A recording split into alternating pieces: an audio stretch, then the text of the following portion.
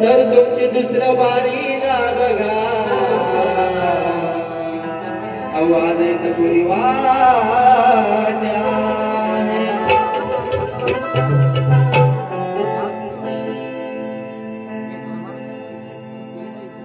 बघा या ठिकाणी प्रश्न वरती असा आहे रिद्धी आणि सिद्धी यांचे माहेर कोणते आणि दोघींचे एक माहेर रिद्धी आणि सिद्धीचे माहेर कोणते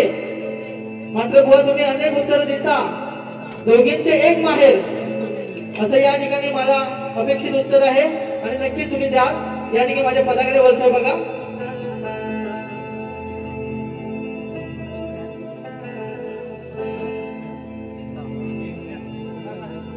बुवांचं नाव मोरे आहे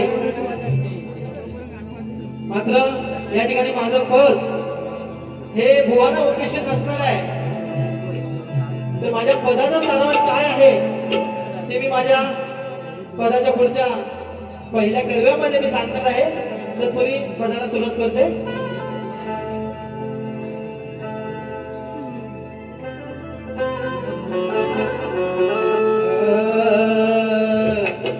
बंडखोराची हरामखोराची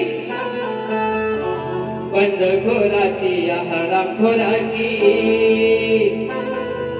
झाल्या दत्तक या बोराची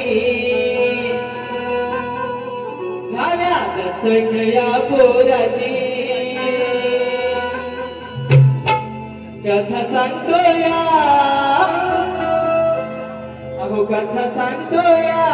बाजावळीच्या बोराची कथा सांगतो या बाजावळीच्या बोराची कथा सांगतो या बाजावळीच्या बोराची कथा सांगतो या बाजावळीच्या बोराची बंडखोराची बंडखोराची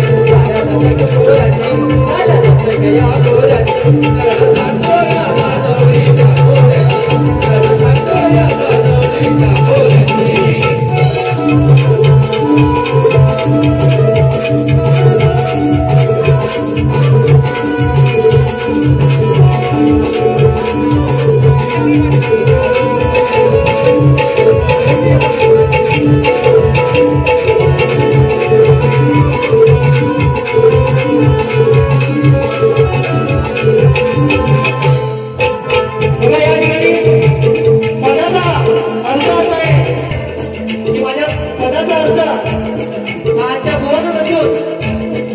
शिवाजी महाराजांच्या काळामध्ये जी बंडखोरी झाली आज जी बंडखोरी पाहायला मिळते आपल्या महाराष्ट्रामध्ये ती काही नव्याने नाही आहे तर या बंडखोरीची खरी सुरुवात जर कुठे केली असेल तर या जावळीच्या पोराने केलेली आहे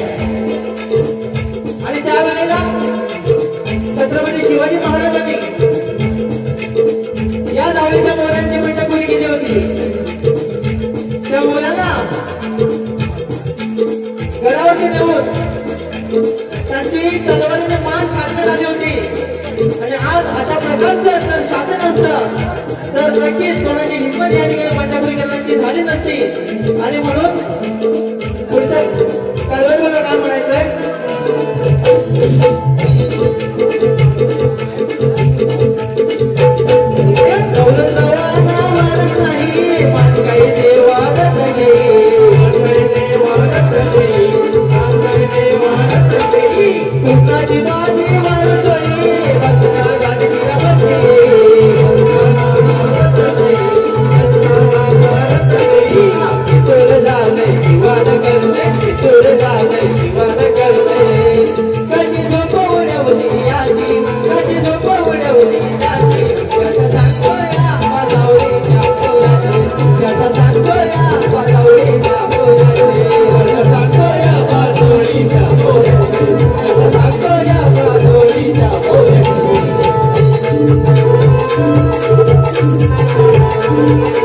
Thank you.